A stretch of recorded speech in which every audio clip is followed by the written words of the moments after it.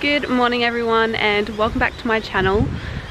It is freezing cold this morning. My hands are basically numb. I'm wearing about 3 layers and it's super windy, so it's not really the best day to be filming a YouTube video, but it's the only time that I've got. And today I wanted to build my compost bin, which is going to be over there in that kind of little cage area. And I've got all of my ingredients lined up here, and I'll show you how I'm going to be making it, the ingredients I'm putting in it, and yeah, give you a general update on what's been happening around here. So it's currently about 8:45 in the morning, and I've just gotten everything ready for the compost bin. So this is a bit of an this is a bit of an overview of the garden so far. The compost pile is going to be going in this little cage here.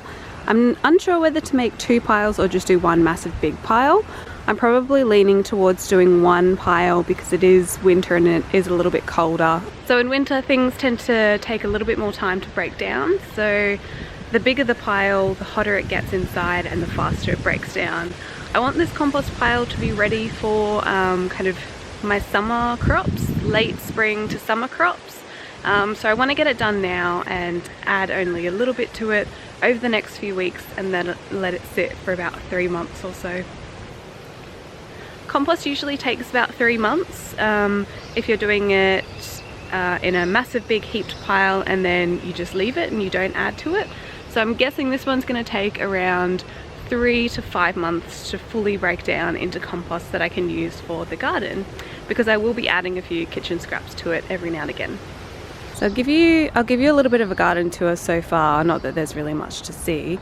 We'll start with the big bed back here, which this is not very great camera angles. So I've been filling this using the hugelkultur method, or pretty much the no-dig method, where what I'm doing is I'm filling the bed with a lot of sticks and big things like palm fronds, and then I'm going to be covering this with a lot of hay and straw.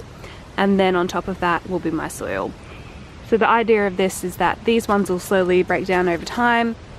The soil will sink every now and again in the bed, but that's why I'll add the compost on every time it needs a little bit more when the whole bed is filled. So I'm gradually doing that. I'm about halfway filled with the big sticks.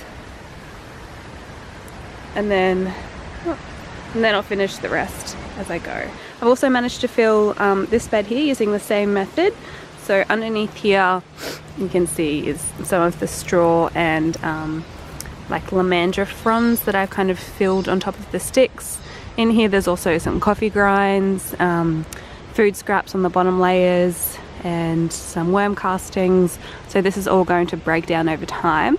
And then I've put some potting mix on the top. I've just used this one here. Use the eco potting mix, and then that will be ready for planting now. So I'm going to plant some peas and some other greens in this bed, so I'll do that today. And then my veggie pod is sprouting with its seeds, which is exciting. We've got some rocket seeds here all coming up in 2 rows. We've also got some over there, a row of radishes.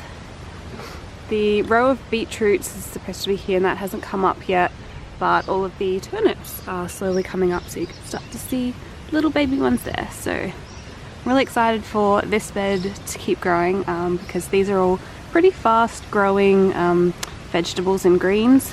Also got a tiny little marigold here, which is probably not going to survive because of winter. So I just was going to see what that would do, and obviously it's doing nothing. So yeah, I'll keep an update. These seeds are about 4 days old. I planted them 4 days ago, so they'll all come up nicely and all seem to be going pretty well. Okay, now for my compost bin. So this is the area that it is going to be going in, and what I'm going to be filling it with is all of these buckets and bags and wheelbarrow full of stuff. Yay! I'll give you a quick run through of what everything is. Here I've got some of my bigger palm fronds. these 3 buckets here, and these are going to be forming the base of the compost, just to give a little bit more aeration down the bottom. I've also got a bucket full of well rotted manure and hay that I've just kind of mucked out of the stables that we've got. I have 4 bags of horse poo, and this is not really that well rotted, so this will definitely need to sit for a while in the compost and break down, and I've already used 1 bag. A big bale of sugarcane hay. This is going to be added onto any wet ingredients pretty much. And then this is a wheelbarrow full of already rotted down grass clippings, because back behind the fence here, the previous owners have just piled up grass cuttings, which is basically like a mini compost. And this is also going to be going on top of any wet ingredients that I put in the compost. So what I'm going to do is build this compost. I'll take you along with you and show you what I'm putting on it, and then I'll give you a quick rundown of what you want to add to your compost, the components of it, and how to keep it going. Okay, so first off, I've got my big buckets of palm fronds. So these are quite big, as you can see, and I'm going to layer these on the very bottom, and these will give some sort of aeration underneath the compost so that air can get through and you can start to get the decomposition of all of the green and the brown stuff. So this is considered a brown material. You need brown and green materials in your compost. The brown components of the compost help to break down the green components, and they all mix in to make pretty much dirt. So this is going to be the bottom layer.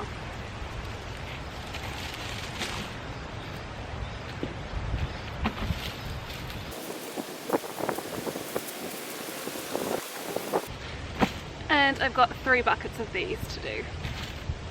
So this is how the compost pile looks so far after the 3 bags of palm fronds. So I'll stand back a little bit. I've decided to just do half of this big cage and save this half for another one. So there were a few green materials in here as well, but that's okay, they'll slowly break down over time. But I've got most of my palm fronds on the bottom layer, and then lots of garden clippings that I was doing some trimming of that I've piled on top of that. So now I'm going to start to add in the bags of horse poo. So I'll just put 1 on top and see how that looks first, and see if I want to add another one on top of that. And horse poo is going to add a lot of good nitrogen to this mixture. You can see a few little plants sprouting in here, so that's kind of an indication that this needs to break down a little bit further over time, because the seeds of whatever this horse ate are still pretty viable in this mixture. So you don't want to put this right directly onto your soil unless it's on a very bottom layer of your no dig method. The fact that this isn't also broken down will also mean that it will pretty much burn your seeds or any plants you plant into it, just because of the high nitrogen content. So this needs to break down over time in my compost.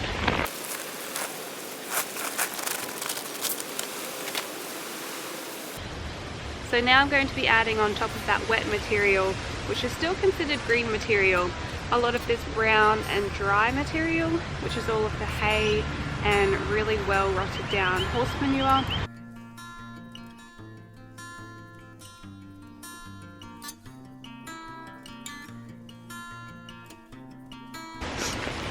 Alright, now I'm going to be adding another bag of horse manure. This stuff's heavy. It's heavy.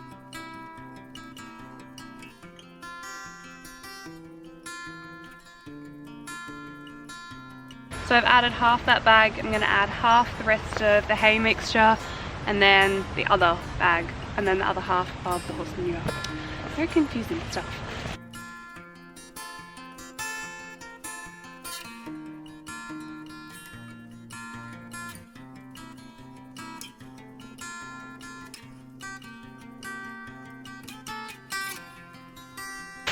Okay, so next I have kind of a disgusting mix of dry and wet that I've been saving from my household ingredients.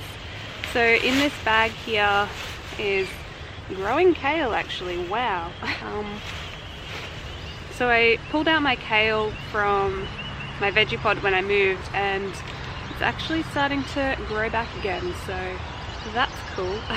But unfortunately I don't really have enough room to put this big plant in right now, and yeah, they're all kind of growing, so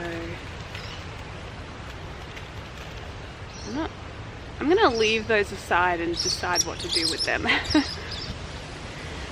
So in here is pretty much a mixture of egg cartons, toilet rolls, garden scraps, leaves from when I was sweeping the other place, bits of things from the veggie pod, cardboard. So I'm going to top this on top of the manure.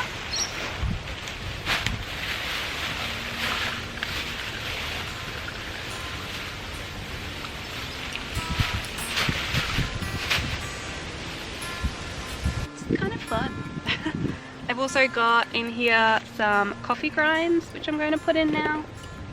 Getting a little bit moldy because they've been outside for a while, but these are still actually considered your green material because they haven't actually broken down too much to be classed as dry or brown materials. So coffee grinds, green material. On they go. Okay, so next I've got some kitchen scraps. In here is just like leftovers from dinner, bean sprouts, celery tops, tea bags, toilet roll, flour paper. So that's gonna all go on top now.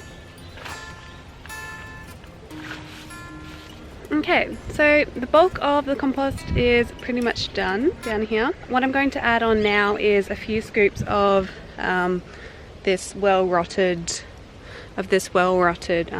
grass clippings. So I'm going to do probably I'm going to use half this wheelbarrow now to top off the compost pile here.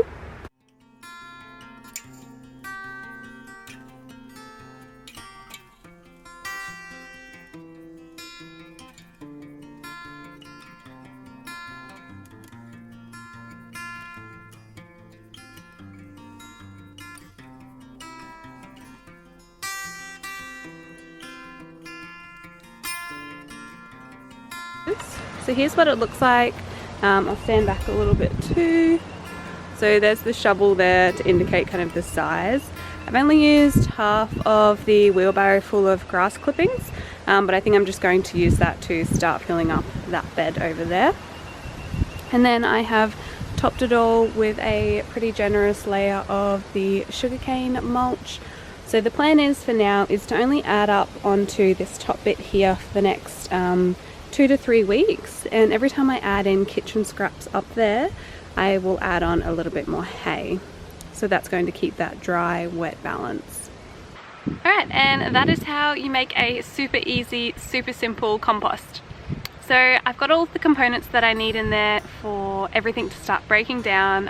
I've got a good balance of nitrogen, so all of the horse manure, coffee grinds, kitchen scraps, garden scraps.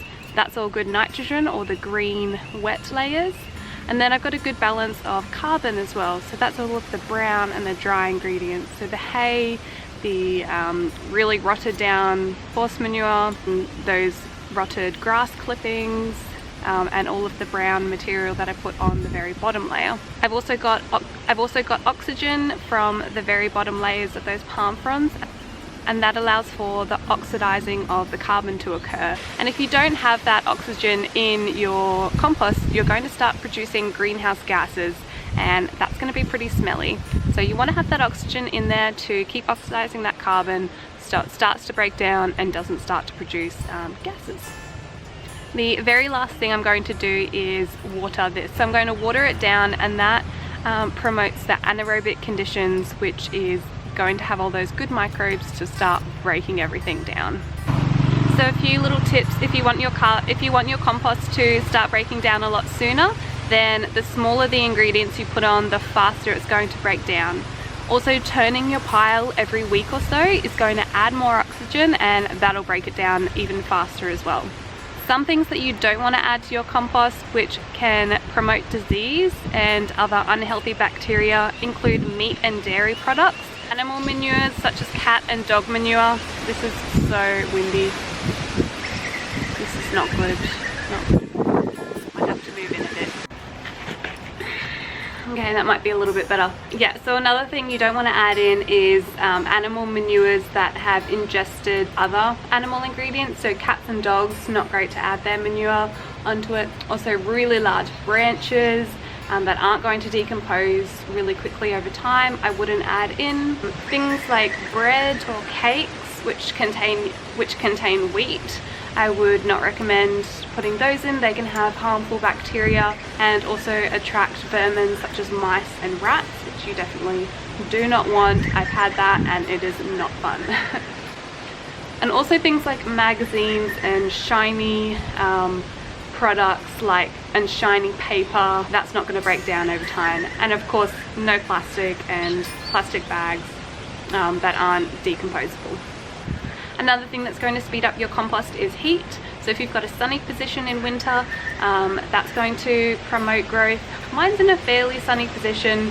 As you can see, it gets a little bit of sun now, but it's not overly sunny. So for me personally, that's why I say mine will be done in 3 to 5 months because of winter and it doesn't get as much sun as it would in summer.